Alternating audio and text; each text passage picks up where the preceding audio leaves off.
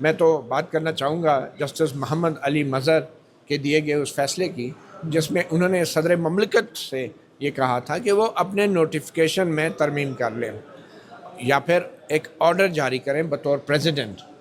تو انہوں نے نوٹیفیکیشن میں ترمیم کر لی اور اب نوٹیفیکیشن میں ترمیم کے مطابق اسلام آباد ہائی کورٹ کے سینئر ترین جج جو ہیں وہ جسٹس سرفراز ڈوگر ہیں. میرے ذہن میں ایک سوال یہ آ رہا ہے کہ جسٹس محمد علی مظہر کے 5 رکنی آئینی بینچ نے 19 سماعتیں کی، ایک طویل بحث ہوئی اس اہم کار آئینی نکتے کے اوپر کہ کیا یہ تبادلے جو ہیں مستقل ہوتے ہیں یا عارضی ہوتے ہیں اور ان کی سینیورٹی کا تعین کیسے ہوگا. اور اتنی طویل بحث کے بعد یہ معاملہ جسٹس محمد علی مظہر نے صرف صدر کے طرف اچھال دیا، حالانکہ ان کو پورا جو مشاورتی عمل تھا جس میں چیف جسٹس آف پاکستان بھی ہیں، ہائی کورٹ کے 2 چیف جسٹس صاحبان بھی ہیں، بلکہ جس جج کا تبادلہ ہو رہا ہے اس کی کنسنٹ لینے کے لیے بھی یہ دوبارہ ہونا چاہیے تھا. اور اس میں سب سے بڑی خامی بھی جس میں پوائنٹ آؤٹ کر دی خود جسٹس محمد علی مظہر نے کہ اس میں ٹرمز اینڈ کنڈیشن ہی نہیں بتائی گئی مشاورت لینے سے پہلے.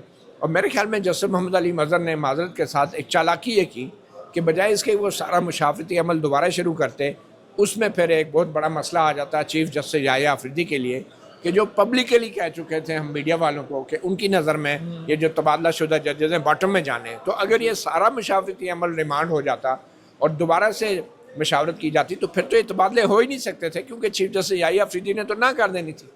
تو آپ کو کیا لگتا ہے کہ یہ جو فیصلہ آیا ججز سینیورٹی کا یہ ایک چالاکی کا نتیجہ ہے اور جسٹس محمد علی مظہر نے چیف جسٹس یحییٰ آفریدی کو ریسکیو کیا ہے اور یا یحییٰ آفریدی صاحب نے اپنے آپ کو ریسکیو کیا ہے؟ کیا لگ رہا ہے آپ کو؟ جیسے مظہر صاحب بھی تبادلے کے اوپر بہت سی آبزرویشن دیتے دیتے نیچے آ کے نوٹیفیکیشن قلعدم قرار دینے کے بجائے صدر کو دے دیا واپس.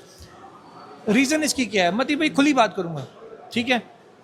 سسٹم جو اس وقت چل رہا ہے، جو اس وقت لاگو ہے، اس کو ہائبرڈ کہیں یا کوئی اور نام جام جو بھی دے لیں، سسٹم اس وقت ایک جو نافذ ہے نا ملک میں، اس کی بقا اس وقت ڈوگر صاحب سے. ایویں نہیں ہوا کہ مطلب سپریم کورٹ سے ایک فیصلہ ڈوگر صاحب کی حق میں آ گیا، آؤٹ آف دا وے جا کے آیا. میری نظر میں وہ بنتا نہیں تھا لیکن انہوں نے دے دیا. اور اگر وہ معاملہ سارا دوبارہ سے کرتے تو پھر یحییٰ صاحب مشکل میں آتے. پھر یحییٰ صاحب سسٹم کو ناراض کرنے کی پوزیشن میں آپ کو کہیں سے نظر آتے ہیں؟